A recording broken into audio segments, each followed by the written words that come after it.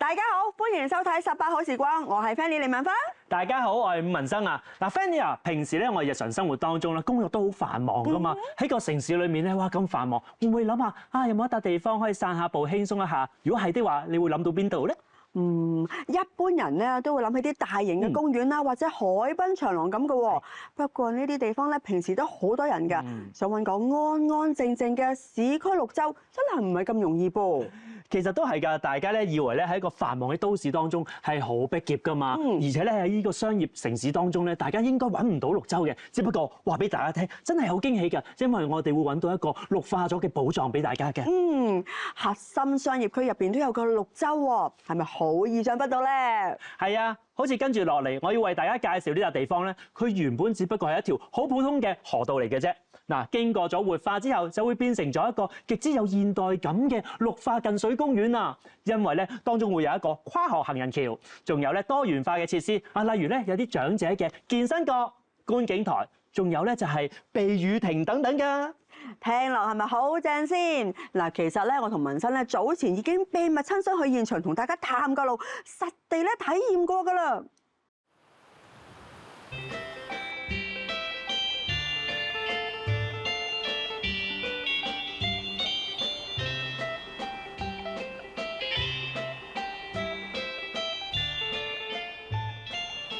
文生爸爸做乜無啦啦帶我嚟觀塘嘅？觀塘有新事物，咁啊特登帶你 feel 下，feel 唔 feel 到啊？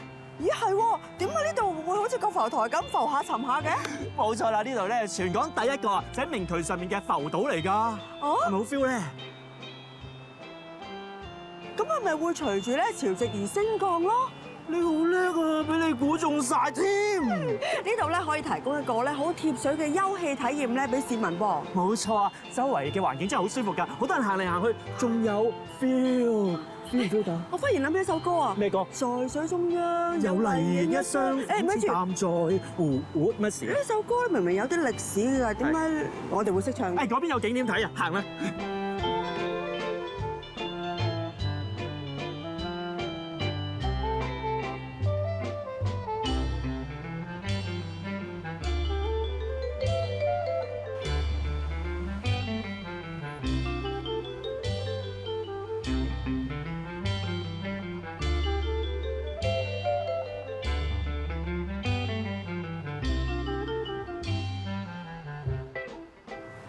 ！Fanny 過嚟坐。哇，係咪好舒服咧？嗱，呢度咧就係翠屏河花園啦，感覺就好似市區當中嘅綠洲。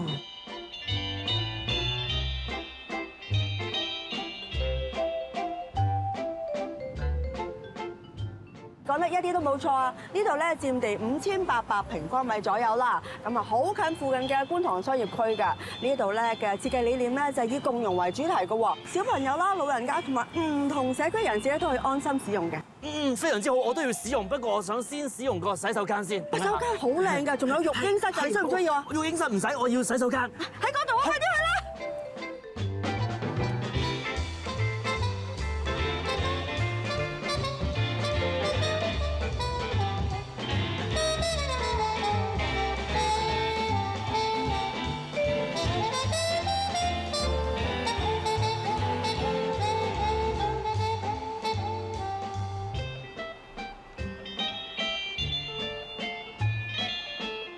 呢度咧大約有1公里長啦，而且咧仲連繫住住宅區同埋商業區，最重要就可以行去海濱長廊啊！唔單止啊，仲提升咗咧排洪嘅能力，安裝咗咧智能嘅水閘同埋節流嘅系統啦，大大改善咗水浸同埋水質嘅問題啊！哇，咁即係又安心又安全啦！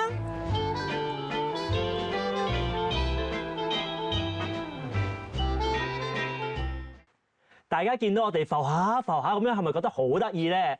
其實嗰度咧仲有好多好超嘅地方㗎，我仲見到咧好多人喺度跑步添啊！搞到嗰日外景嘅時候咧，我喺度諗啊，最衰冇帶跑鞋啦，如果有咧，我都要跑埋一份至得。文生，你都想跑埋一份啊？好啊，好啊！其實跑步咧，對於好多人嚟講，唔單止咧係一種運動或者興趣啦，有陣時咧更加係互相扶持、陪伴彼此嘅一種力量嚟㗎。你講得好啱啊！嗱，一個人跑咧就可以跑得好快嘅，但係如果一班人跑咧就可以互相扶持啦，而且仲可以互相鼓勵添啊！咁就可以越跑越遠啦。係啊，好似跟住落嚟咧，我要介紹嘅呢一班跑手咁啦。雖然咧佢哋面對住唔同嘅身體殘障，但係咧只要一走上跑道，佢哋就會互相配合，建立默契，一樣可以跑出屬於佢哋嘅精彩人生啦。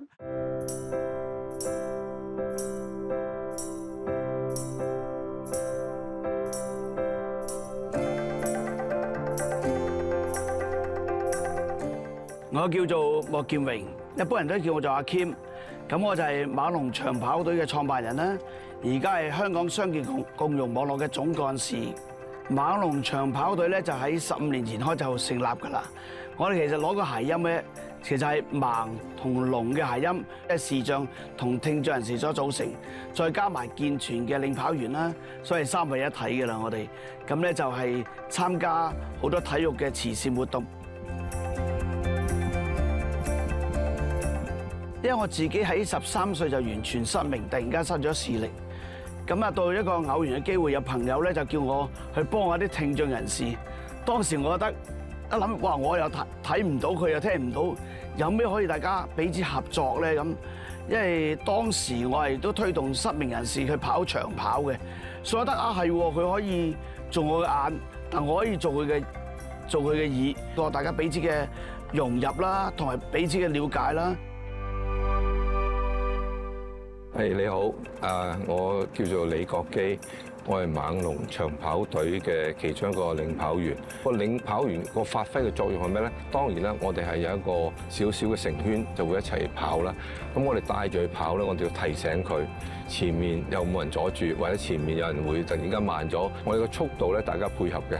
佢可以快啲，我哋可以快啲；佢慢啲，我哋慢啲嘅。所以我哋係陪住佢一齊一個 partner 嘅形式一齊去跑步嘅。咁我哋可以透過一個咁嘅領跑員嘅身份咧，可以幫到或者係同佢做一個合作嘅形式咧，去將佢希望佢做到嘅嘢做到出嚟咯。呢個我諗係個意義係重大啲咯。我哋拍攝一套猛龍戈壁沙塵暴嘅紀錄片。猛龍戈壁大步走咧，個目的就係我哋挑戰118公里喺戈壁沙漠裏邊，有83人，有8個視障人士，12個聽障人士，2個自閉青年人，1位係精神病康復者嘅照顧者，同埋有社會各界人士，每日咧都要徒步咧20幾公里啦，平均至30公里啦。經歷過大風暴，好似10號咁大啦，有沙龍捲啦，40幾度嘅高溫啦，竟然我哋可以克服咗呢啲咁樣喺沙漠環境，但係其實裏邊嘅生命亦都好強橫。好似有視障人士阿 Kim 咁咧，佢係基本上係享受唔到啊，睇唔到出邊有啲咩噶嘛。咁我哋就話俾你聽啊，前邊咧就咁啦，嗰度咧有啲草叢，地下有啲好少嘅昆蟲啊，或者有啲羊嘅糞便啊，我哋會介紹一啲嘢俾佢聽，就希望佢會知道個環境係點樣，而從而咧就希望大家互相鼓勵，係繼續向前行咯。其實最感動，我覺得係喺最後嗰日發生嘅。我睇得到8個小隊逐隊衝過終點，翻嚟咧，大部分人都係好激動，係互相擁抱。佢哋唔係覺得好辛苦，但係覺得係我哋做得到，係一齊做得到，大家互相擁抱流淚，係一個快樂嘅流淚咯。只要傷殘人士同健全人士一齊彼此合作咧，好多嘢都係可以做得到嘅。請大家相信佢哋嘅能力同埋潛能。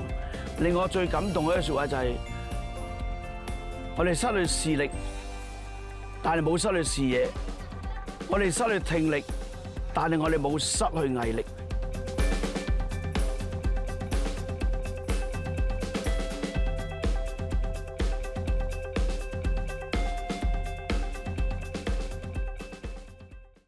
哇！見到一班咧相見嘅朋友跑得咁落力，仲可以衝出香港，我哋企喺錄影廠呢度咧都覺得好熱血啦！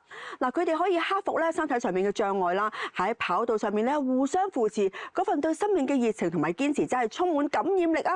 我都覺得好感動啊！見到佢哋咧，就算面對自己身體嘅殘障啦，只要面對生活嘅時候，一直保持住呢一種熱誠，同埋咧願意嘗試呢一種嘅態度，唔怕困難同埋挑戰。你話咧，佢哋係咪活得好精彩咧？講得真係好啱啊！嗱，好似有一班老友記咁啦，佢哋用咗另一種比較文藝同埋靜態嘅方式去展現佢哋對生活嘅活力喎。嗱，唔少人咧都以為去咖啡飲咖啡係年輕人嘅專利嚟㗎嘛，其實老友記做起文青上嚟一樣好有型，沖咖啡仲好有水準添啊！係啦，因為跟住落嚟咧就為大家介紹呢一班就係銀齡咖啡師啊！佢真係退而不休㗎，繼續去學呢個手沖同埋拉花啊！唔單止咧咖啡沖得有水準，最重要係佢哋嗰個心啊！沖一杯咖啡出嚟嘅時候有一種退而不休嘅熱情，而且追求呢個細節嘅執着，最重要係好值得我哋一齊去跟佢學習啊嘛！哇，講講下咧，我都好似聞到啲咖啡嘅香味啊！即刻好想去嘆翻杯靚咖啡啊！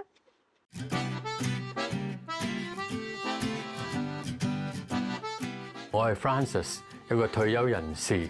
咁喺2022年咧就攞咗呢個精品咖啡協會嘅咖啡沖煮基礎課程證書。咁嚴格嚟講，就係一個咖啡師啦。其實未退休之前咧，我對咖啡認識都好少嘅。咁主要都係飲3合1嗰啲咖啡啦。咁後來有一位義工佢介紹俾我聽話，呢個月齡年輕長者中心有個活動咧，就係利用咖啡做義工嘅活動，咁我覺得呢個都幾有趣。咁其實最初學手沖嗰陣時咧，成日都可能手震震啊，落水又時多時少啊。咁至於拉花咧，完全咩都拉唔到出嚟。咁可能經過多次嘅練習同埋嗰啲導師嘅訓練咧，咁後尾就開始掌握到。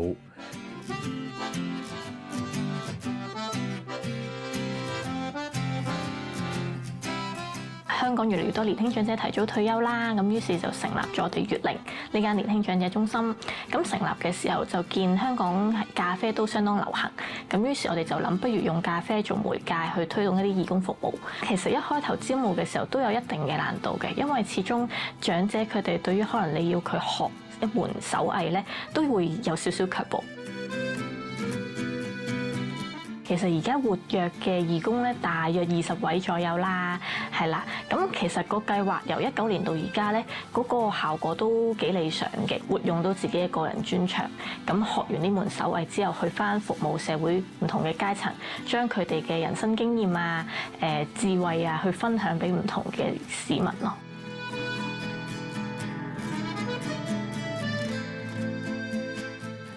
記得有一次我哋去過土瓜灣某一個照顧者嘅中心啦，咁我哋就主要都係同佢分享手沖咖啡嗰個技術啦，可以咁講。咁我哋發覺去嗰個鐘咧，可以擺低佢哋照顧緊嗰個長者，就嚟到個中心。咁喺個鐘頭裏邊咧，咁我哋真係好 relax 咁樣去享受嗰個過程咯。情嗰陣時就尤其是啲長者中心咧就唔對外開放嘛，咁啱啱對外開放之後，我哋去嗰啲長者中心同我哋做服務嗰陣時咧，啲長者見到我哋咧，即係好開心咯，起碼好似覺得同呢個外界開始可以接觸翻，咁見到出邊嗰啲人，咁同埋佢哋有陣時會沖到一杯譬如手沖咖啡，佢哋可能以前都未試過嘅，分享翻俾啲長者認知咯。單一嘅精品咖啡豆咧，咖啡因含量比較少嘅。你飲咗咧，其實都唔會令到你瞓唔着覺。計劃由成立到而家啦，都見到啲成員當中有好多唔同嘅轉變嘅。佢哋由一開頭去做義工服務，可能都有啲猶豫，唔係好敢去出聲啦。去到而家，可能係有啲成員係可以做到一個導師嘅身份，去教嗰啲服務使用者點樣去沖一杯好嘅咖啡。咁當中都見到佢哋嘅成長相當之大嘅。我哋都希望呢個計劃未來可以服務更加多唔同背景嘅人士啦。咁例如都可以同啲年輕人一齊合作下去沖咖啡。咁另外我哋都希望將來可以參加一啲市集，咁啊將我哋嘅咖啡推廣俾公眾人士，係啦。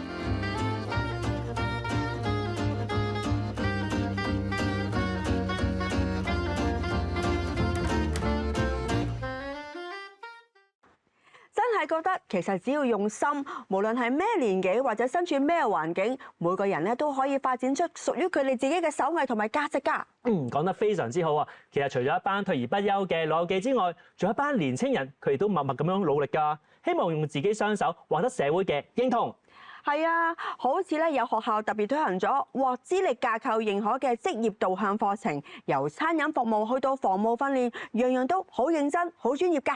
冇錯啊！其實每當同學們學每一招啦，或者做每一個動作咧，可能佢哋比其他人咧付出嘅時間、汗水係更加多㗎。咁睇住佢哋咧，由零開始學起，無論係鋪床單、執好啲台凳，其實佢哋咧都好堅持㗎，而且咧每個手勢咧絕對唔會輸俾咧出面嘅專業人士㗎。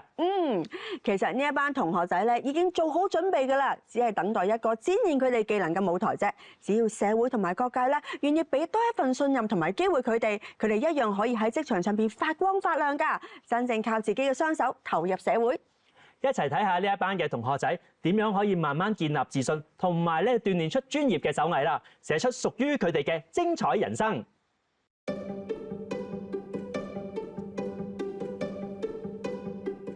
本身佢哋有個先天性條件嗰個限制喺度嘅，咁同一般主流嘅學生咧有啲差異嘅。咁其實咧佢哋就會比較會好怕啦，即係未接觸嘅嘢事物咧，佢哋就會好緊張啊，唔知點樣去做啊，或者遇到啲好複雜嘅情況咧，就會措手不及啊，係啦。咁我哋就都會鼓勵佢啦，即係將複雜嘅程序咧拆分啲小步子，等佢哋咧慢慢逐一咧去建立翻個信心。我係基信學校中五嘅學生，我叫做吳欣婷，參加咗學校安排嘅資歷架構院舍實務課程，喺裏面學到好多好實用嘅技能，例如幫長者清潔院舍同埋摺床鋪被單。就以欣婷為例啊！佢以前咧好缺乏自信，面對陌生人或者一啲新嘅挑戰咧，好多時啊都會驚做錯嘢而唔敢去試。但係自從參加咗學校好多唔同嘅訓練，例如一啲院舍嘅課程啦，一啲嘅實習嘅課程啦，喺學校嘅老師教導同埋鼓勵之下咧，佢慢慢就發現原來自己係做得到。咁我哋咧會將枕頭攞開先嘅，放咗個床笠，然後再笠枕頭落去。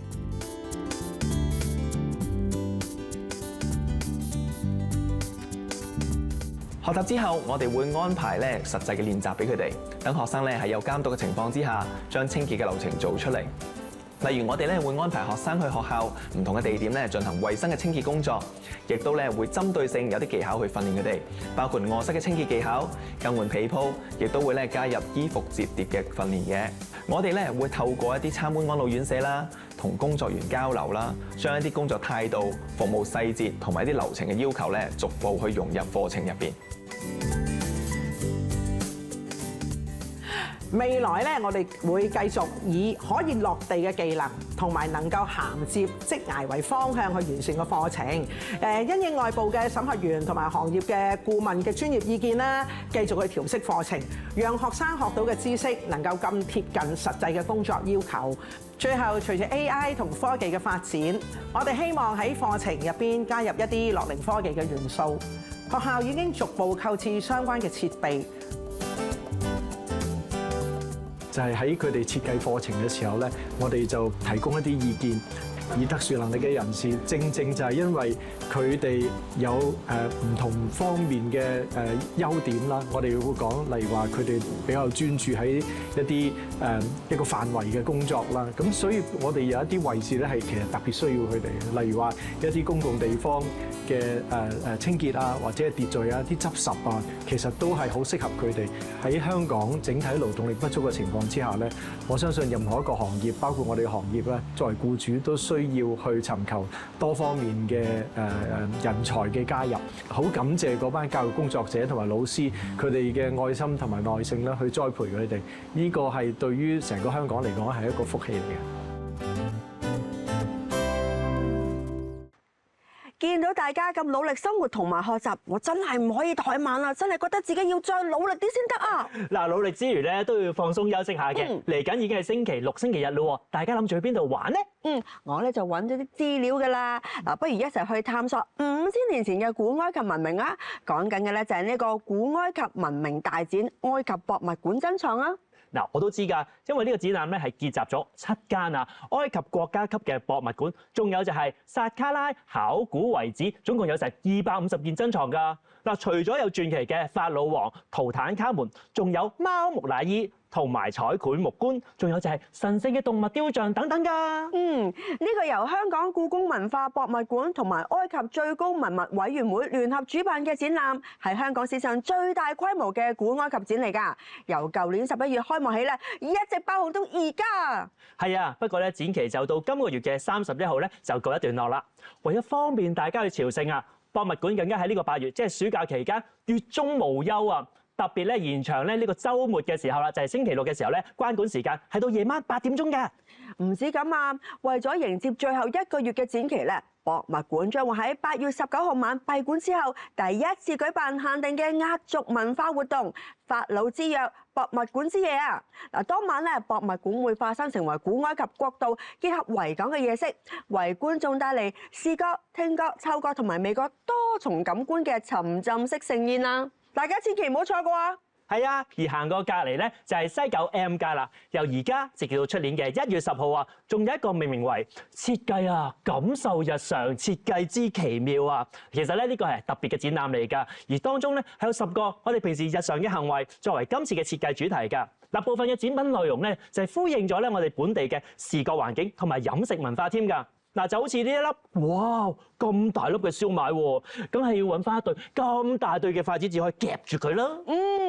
我知道咧，展覽入邊仲有一個親子活動㗎，一齊嚟探索當代設計對日常行為嘅影響啊！真係一個非常之有趣，適合一家大細觀賞同埋體驗嘅地方嚟㗎。